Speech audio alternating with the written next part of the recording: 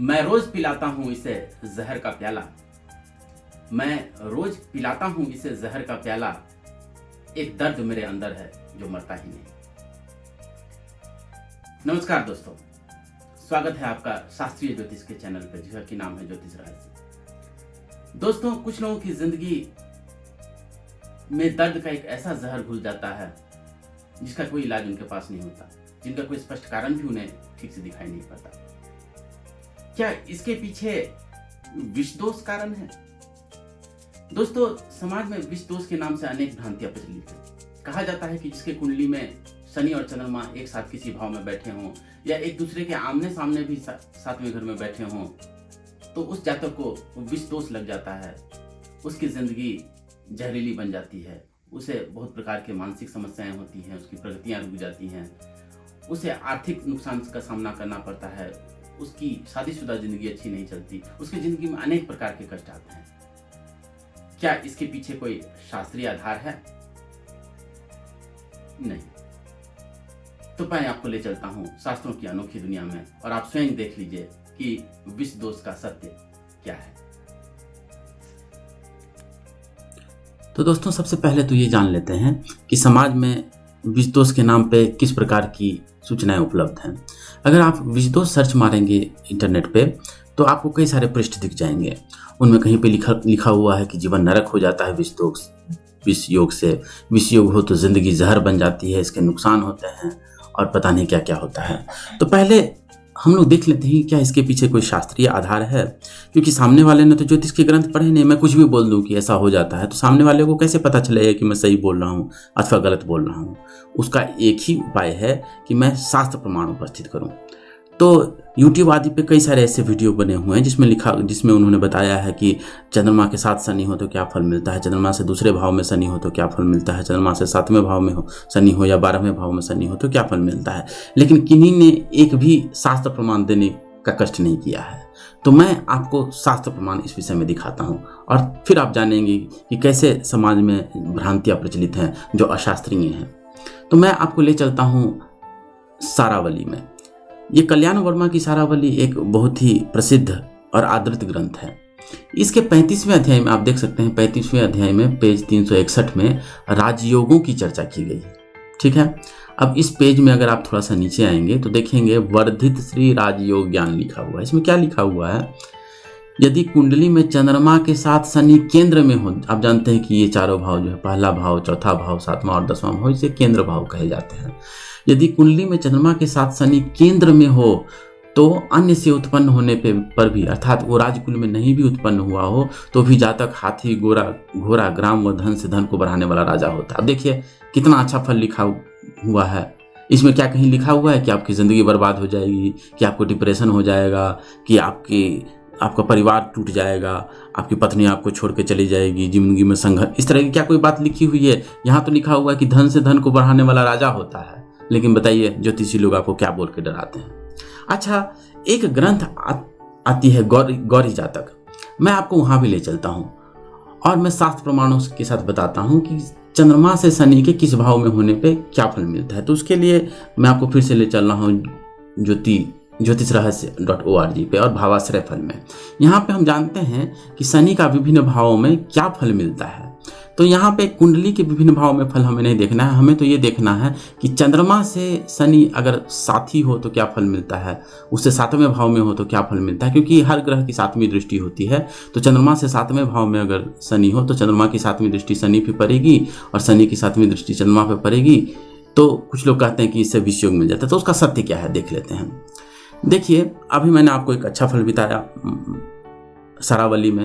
ये देखिए गौरी जातक नामक ग्रंथ में क्या लिखा हुआ है, ये भी मैं प्रमाण के साथ दिखा रहा हूँ आपको, मैं अपने मन से कुछ नहीं बोल रहा हूँ। यहाँ पे जन्म काल में यदि चंद्रमा के साथ शनि हो तो जातक रोग युक्त, धनहीन अथवा बंधुहीन होता है।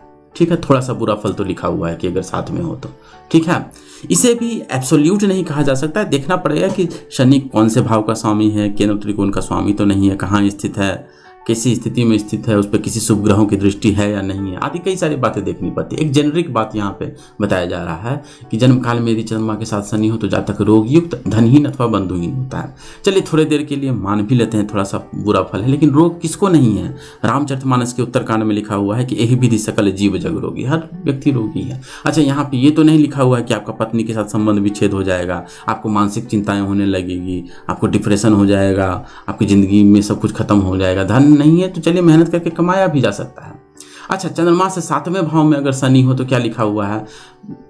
ज्योतिषी लोग तो ये बोलते हैं कि चंद्रमा के सामने शनि हो यानी 7वें घर में हो तो आमने सामने चंद्रमा और शनि की एक दूसरे पर दृष्टि पड़ने लगती है तो विषित दोष हो जाता है। यहाँ पे देखिए इस ग्रंथ में क्या लिखा गया है, गौरी जातक में चंद्रमा से 7वें स्थान में शनि हो तो मनुष्य महान धर्मात्मा, दाता और अनेक पत्नियों वाला। चलिए अनेक पत्नियों की बात तो नहीं कर सकते क्योंकि आधुनिक समाज में कानून हमें इसकी इजाज़त नहीं देता। तो आपने देखा यहाँ पे क्या लिखा हुआ, धर्मात्मा और दाता होता है। अगर आपके पास बहुत सारा धन होगा तभी तो आप दाता होंगे, नहीं तो दाता हो कैसे पाएंगे? तो देखिए कितना अच्छा फल लिखा गया है। लेकिन लोगों को शास्त्र पढ़ना नहीं है, बिना शास्त्र पढ़े जो मुंह में आया बोल देना है और सामने वाले को डरा देना है। और जब एक बार सामने वाला डर जाता है तो उसको आप कैसे भी वश में कर सकते हैं। उसको बोल सकते हैं मेरा ये रत्न खरीदो, मेरे ये उपाय करवाओ हमसे, मेरे ये रुद्राक्ष खरीदो, तो अनेक प्रकार से उसे डराया जा सकता है। तो ये हुआ शास्त्र प्रमाण के साथ, इस भ्रांति से मैंने आपको निवारण दिलाया। अब मैं आपको कुछ लोगों की कुंडलियाँ दिखाता हूँ। देखिए मेरे सामने ये ग्रंथ खुला हुआ है जिसका कि नाम है विश्व के भाग्यवानों की कुंडलियाँ। इसमें गुरु नानक देव जी की कुंडली आई हुई है। देखिए यहाँ पे भी शनि और चंद्रमा साथ में है, तो क्या इन्हें विषदोष लग गया था? अच्छा, कई लोग कहते हैं कि चलिए इनका जन्म नवंबर में हुआ था, कई लोग कहते हैं इनका जन्म अप्रैल में हुआ था, तो इस विषय में इनकी कुंडली को जो है आखिरी नहीं माना जा सकता। चलिए थोड़ी देर के लिए इनकी कुंडली को हम नहीं लेते हैं, मैं एक और दूसरी कुंडली आपको दिखाता हूँ। तो अब दूसरी कुंडली जो मैं लेकर के आया हूँ वो है स्वामी विवेकानंद जी की कुंडलियाँ। देखिए कुंडली, देखिए इनकी कुंडली में भी चंद्रमा और शनि साथ में है। अच्छा, यही कुंडली जो है ये यहाँ पे एस्ट्रोसेज पे भी उपलब्ध है, ठीक है। इनकी कुंडली में चंद्रमा और शनि साथ में है। तो आप जानते हैं कि ये स्वामी विवेकानंद जी कितने महान व्यक्ति थे। अब हम क्या कहेंगे उनको कि अच्छा जी आपकी कुंडली में तो चंद्रमा शनि साथ है, आपको तो विष दोष लग गया, जिंदगी भर संघर्ष रहेगा और बहुत ही बुरी स्थिति रहेगी आपकी सारी ज़िंदगी में। क्या इनकी ज़िंदगी इतनी ख़राब थी? और आप ही बताइए, आप विवेकानंद जी जैसा बन करके शनि चंद्रमा के योग से युक्त होना पसंद करेंगे कि एक साधारण आदमी की तरह रह करके और जिसकी कुंडली में चंद्रमा और शनि की युति नहीं हो, ऐसा व्यक्ति बनना चाहेंगे? आप ही बताइए। कोई भी समझदार व्यक्ति ये देखेगा कि जब इतने महान व्यक्ति की कुंडली में ऐसी बात है तो हम ऐसा महान व्यक्ति बनना चाहेंगे। कुंडली में चंद्रमा शनि के होने से जरूर इसका मतलब ये स्पष्ट होता है कि इससे कोई ज़िंदगी बर्बाद नहीं हो जाती है। अच्छा, चलिए मैं एक और व्यक्ति की कुंडली दिखाता हूँ आपको, जुगल किशोर बिरला। इनकी कुंडली दिखाने से पहले मैं आपको इनके ज़िंदगी के बारे में कुछ बता दूँ। ये बहुत ही बड़े उद्योगपति थे, इंडस्ट्रियलिस्ट थे और ये बहुत ही धनाढ़ परिवार से थे और बहुत ही बिरला को कौन नहीं जानता। अच्छा, इनके भाई थे घनश्याम दास बिरला। एक बार वो हो गए थे बैंकरप्ट, लेकिन इन्होंने अपने धन से उनकी मदद की और फिर उनके धन को जो है बढ़ाया। आदित्य बिरला ग्रुप की भी स्थापना की। इन्होंने बहुत सारे धार्मिक कृत्य किए, लक्ष्मी नारायण मंदिर की स्थापना की, बिरला टेम्पल की स्थापना की, स्कूल की, और बहुत सारे फिलैंथ्रोपिक काम इन्होंने किए समाज के लिए। अब देखिए अगर आप इनकी कुंडली देखेंगे, और इनकी आयु भी बहुत अच्छी रही, देख सकते हैं आप, करीब 80 साल से ज़्यादा तक जीवित रहे। इनकी एक ही पत्नी थी जिनके साथ इनका कोई तलाक वगैरह भी नहीं हुआ था। अब अगर आप इनकी कुंडली अगर देखेंगे जुगल किशोर बिरला जी की, तो इनके कुंडली में देखिए चंद्रमा से शनि 1 2 3 4 5 6 7 सातवें घर में है, और शनि से चंद्रमा भी सातवें घर में 1 2 3 4 5 6 7। तो अब आप बताइए कि अगर मैं किसी ज्योतिषी के पास चले जाऊँ, उनको ये नहीं बताऊँ कि जुगल किशोर बिरला की कुंडली है, तो कहेंगे चंद्रमा शनि आमने सामने हैं, इनको तो विष दोष लग गया, इनकी तो ज़िंदगी बर्बाद हो गई। अब आप बताइए, मैं ये गौरी जातक के हिसाब से इनको ये कहूँ कि वो मनुष्य महान धर्मात्मा होता है, दाता होता है, या मैं ये कहूँ कि नहीं इनकी ज़िंदगी बर्बाद हो गई होगी जुगल किशोर बिरला जी की? अच्छा हाँ, इन्हें संतान का कष्ट था, उसका कारण विषदोष नहीं कर सकते क्योंकि शनि की दृष्टि संतान वाले भाव पे पड़ रही है। तो चलिए इनका संतान नहीं था, ये थोड़ी देर के लिए मान लेते हैं, लेकिन इसमें ये नहीं कह सकते कि विषदोष के कारण इनको संतान नहीं हुआ, क्योंकि जो विषदोष मानते भी वो भी तो ऐसा तो नहीं मानते ना कि इसकी वजह से इनको संतान नहीं होता है। अच्छा चलिए मैं एक और कुंडली आपको दिखाता हूँ, वो है मदन मोहन मालवीय जी की कुंडली। अच्छा देखिए, इनके कुंडली में भी शनि चंद्रमा साथ हैं, लेकिन इससे पहले इनकी ज़िंदगी के बारे में थोड़ी बहुत बात जान लेते हैं। ये वाइस चांसलर थे, इन्होंने बनारस हिंदू यूनिवर्सिटी की स्थापना की थी। इनकी आयु भी 80 साल से अधिक थी, बहुत 84 साल में इनका निधन हुआ।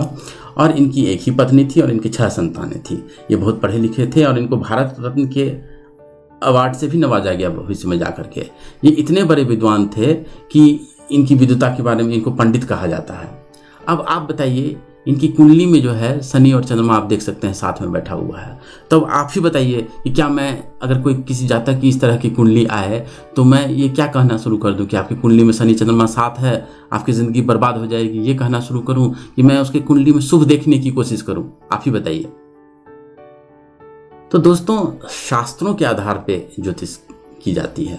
अपने मन से जो मुंह में बोल आया वो बोल करके सामने वाले को डरा देने से ना आप अपना भला ठीक से कर पाएंगे, ना सामने वाले का भला कर पाएंगे ठीक से, और ज्योतिष की जो बदनामी होती है वो तो होगी ही।